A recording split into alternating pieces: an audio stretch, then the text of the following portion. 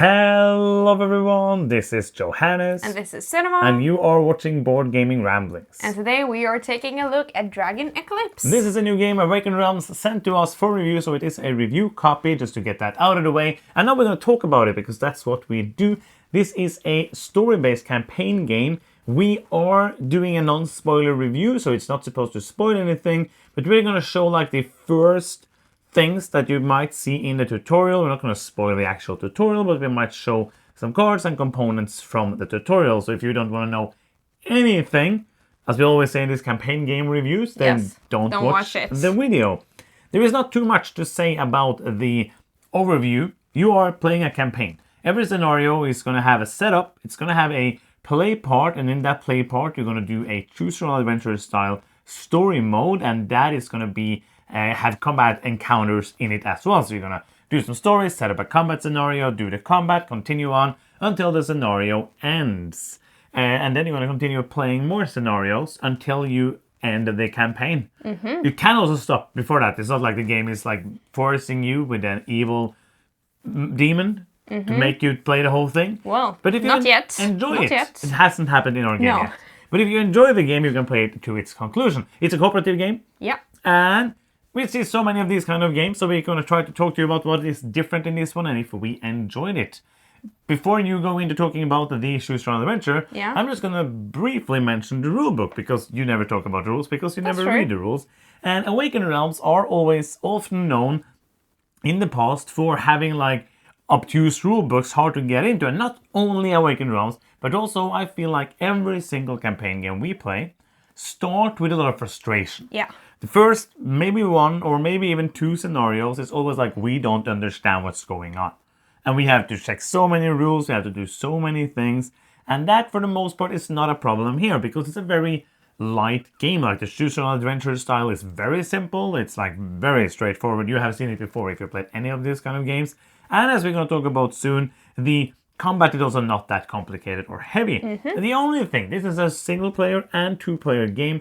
So you can play it solo or with two. I don't know why I say that, because that's exactly what I said before. But there is very little mention of how the two-player variant works. It has like the things you need for combat. There is like some small changes for the combat.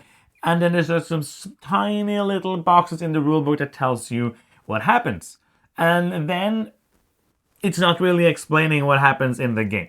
Yeah. So when, for example, something says gain something, we don't know if you're going to get it or both are going to get it. Like if you heal 5 HP, we don't know if we're both supposed to do it or if it's supposed to do like, okay, you can heal 2 and I can heal 3. And so that's a bit frustrating. Even Awakened Realms has their own like AI app that you can ask for rules. When I asked these questions, it said, it's not stated in the rules, but I think this might be the thing. So that is like the only downside of that, but it doesn't hinder us in the game.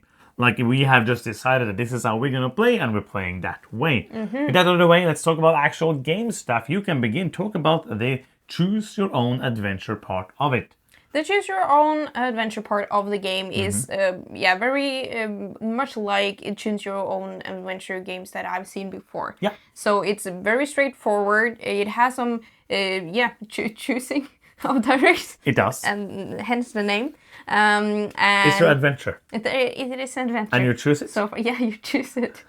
For yourself. And sometimes the things have like a very clear, like, oh, you chose this, then this happens. It has like a consequence. Sometimes you don't know if something else would have happened. And what I like about this is that it is no app involved in that part of the game. Yep. I think that a lot of games that has come out with Choose Your Own Adventure lately, for example, Fate Forged that we recently played, has an app.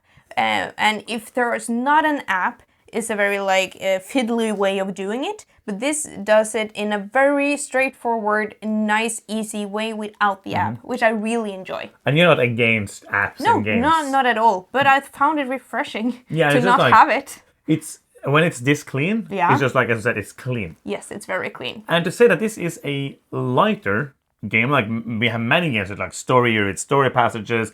This is lighter. Like the story, I would say, maybe too much for so far. I mean, not going to spoil like what is happening, but maybe too much for like small kids. But like with older kids, you can Yeah. play this easily as a family game with 2 people, I not found more. the writing very good so Yes. far. It's charming, it's well written. I care about the story. Mm-hmm. The main character itself feels just like a facilitator for Mm-hmm. the story. For example, we played Age of Agemonia recently, where like the character is Yeah. very much an important part Mm-hmm. of that game. In this game, it doesn't feel like that. Now this feels like a Link in Yeah. the Zelda games. Yes. Where it's like Or a Ash in Pokemon. protagonist that Yeah. doesn't speak and doesn't say anything. Like the silent protagonist is just there. Like there's no character, there's no like layers of, there's nothing to learn about the character. It feels like it has like some, oh, I'm feeling this, I'm doing that, but it's not like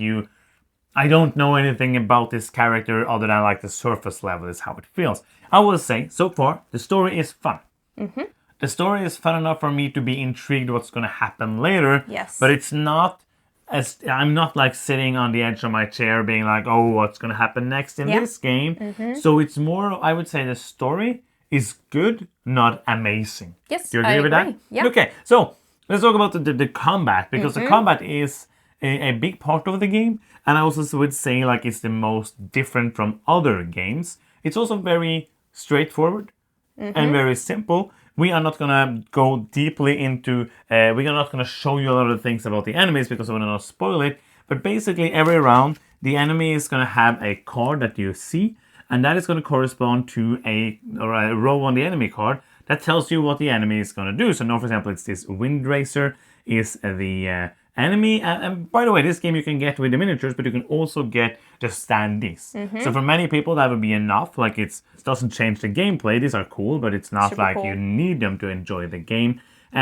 So you know kind of what the enemy is gonna do, Yes. and then you can plan around that. So tell me a little bit about like how does the card play and combat work in this game? So on your turn, you're going to pick one of these 4 cards and do what it says. It's not optional to do the card. You have to do everything it says if it's possible. And if I choose this, for example, I will, after my my action, I will put it in this card, and every one of these cards will slide down.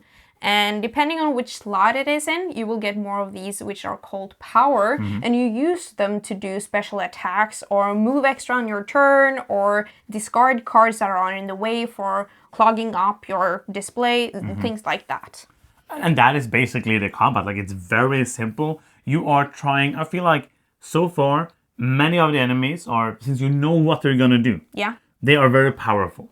So it's not like, oh, I can just move here. It's going to attack me for, 9. That's like almost all HP I have in the game. So you're trying to attack and move in ways that like it's a tactical puzzle. Yes. More than it's like a action battle. This is the way I wanted Kinfire to be more like, because Kinfire, it was such a small area that it wasn't very much possible to be like, okay, I'm seeing you going to attack for 9 this round. I'm not going to attack, I'm going to move this round, I'm going to get away from you. So you can't get me this turn. And you have these opportunities, and especially when we play with 2 players, we know what's going to happen, but we don't know to whom.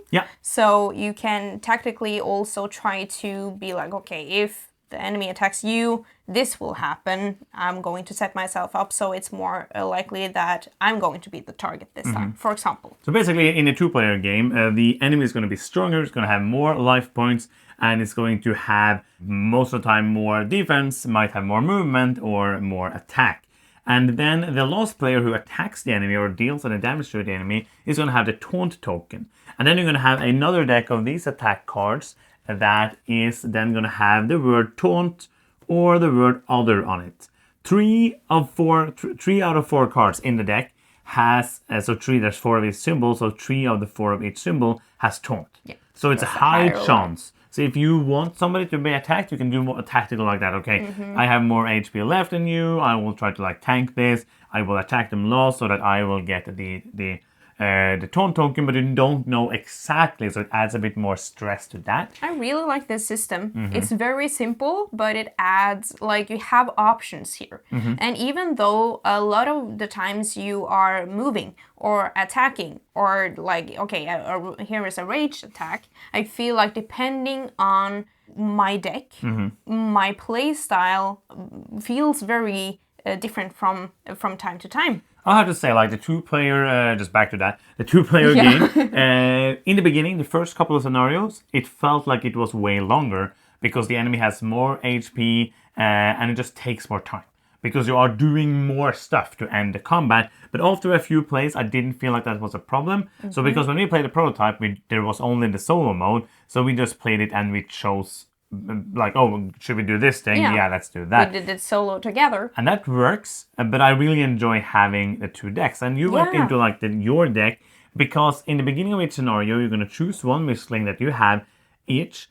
So let's say I choose this one, you choose that one, and then we have to build a deck out of those cards. So we can use basic cards, we can use cards that are specialized. So this one has a water symbol, so you can use like water cards, and also you need to use some of the cards that are specific to this exact mistling. So that also, and in a Pokemon style, you can get more of them. So you will then be able to choose more and do more different builds.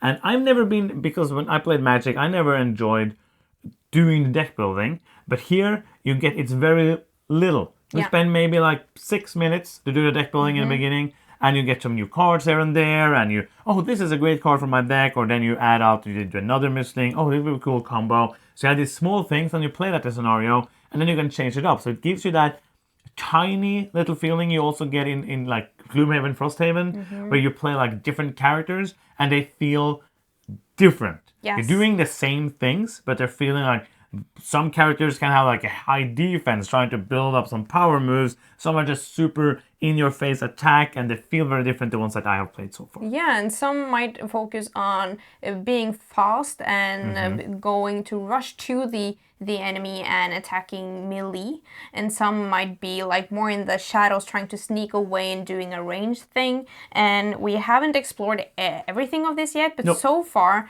I really enjoy building the decks. I'm not too keen on building like the deck building part either, but in this game I feel like I'm not doing it from scratch. I have a foundation and I tweak it, and I think that part is fun. So I had a question for you. Yeah? Who do you think is going to like this game? Oh, that's a good question. Yes. I think that I haven't seen that many campaign games for only 1 or 2 players, but it absolutely makes it easier to streamline an experience like this. So I think if you're looking for a really solid like campaign game for 1 or 2 players, that's a boring part, but like, and also if you're looking for something like this without an app, that's a huge plus. If you think that is important, I would say that if you have been like looking at the Ether Fields, the Tainted Grail, and thinking this is too much stuff, this is too much going on, too many rules, too many systems, then this is going to be great, because this has very few systems. You are doing, you're reading passages, taking choices, placing some tokens, writing some stuff down, and then you're doing the combat. It's so simple. Like, you're choosing a card, doing what it says. You have to think. So it's a tactical game, and it doesn't overstay its welcome. Some scenarios have taken like 3 hours, and some has taken like 1 hour to 90 minutes. So I feel like the length isn't too bad. We haven't played the whole thing yet, so I cannot say anything about the whole campaign or the whole story. But if you want like a thrilling story where you're like on the edge of your seat, I don't think so far this is not giving me that. But it's cozy with enough uncertainties. So if you are into that more like, oh, it's a cozy little thing and with this really cool tactical combats, I don't know why I'm doing this, I think you might like it. So should we do some final thoughts? Yeah. Let's do it. You can begin, because that's the rule. I really like Dragon Eclipse. I think like I'm a sucker for these games in general, so it's just like automatically I'm more inclined to like it than to dislike it. But then again, we played some games in this genre recently that for some reason or another, we haven't played them through. I'm putting both Fate Forge and Kinfire in that category, not because like they're very different, Yep. but they're in the same category, and they're much less complicated than, for example, Gloomhaven, Frosthaven, or Agemonia, or Etherfields, and all that more complicated stuff. And I have to say that this so far is my favorite of like the easier to get into ones. Yeah. And I have a lot of fun with, especially the combat, because it's so snappy. Yep. And when you're playing just two of us, you don't have this very lengthy discussion like, oh, what should you do on your turn? What should I do on your turn? So, but it's still very challenging. So I have a lot of fun with it, and I'm going to give it an 8.5. I don't like Dragon Eclipse. It's not my favorite campaign game of all time, but I do agree with you. I think it's my favorite in the genre of trying to make a lighter campaign game that still has interesting decisions and a fun story and fun things you can do. It's fun to get more of these and play with different ones. It has enough of the unlocks, enough of the like, oh, you got something new, the game changes a bit. Oh, I'm interested to see, oh, if you go there in the story, what's going to happen? It has enough of these things to make me want to go back. So this one I really want to continue playing because it's fun. It's one of those games where like, it's not the best game I played in my life, but it's just fun. Yes. I think the Choose Your Own Adventure part is fun. It's it's nothing I've never seen before, but I don't need that part to be like revolutionary or different. I just need that part to be fun. And it is fun. And the combat here is great. I really enjoy that. So I'm going to land on 8.5 myself. So that's it. Yeah. That's usually how the videos end. But before it ends, I have to say like, subscribe, comment, because I have to tell you. And if you think it's a stupid thing to say, please just do it, because it helps us more than you think. Because it's boring when nobody likes our videos, but mostly people do. And we're very happy about that. Thank you for enjoying what we do. And this is the end of this one. Yes. Yes, they watched it. We was in it. And bye-bye. I'm Johannes. I'm Cinema. And you watch Board Gaming Ramblings. And bye-bye.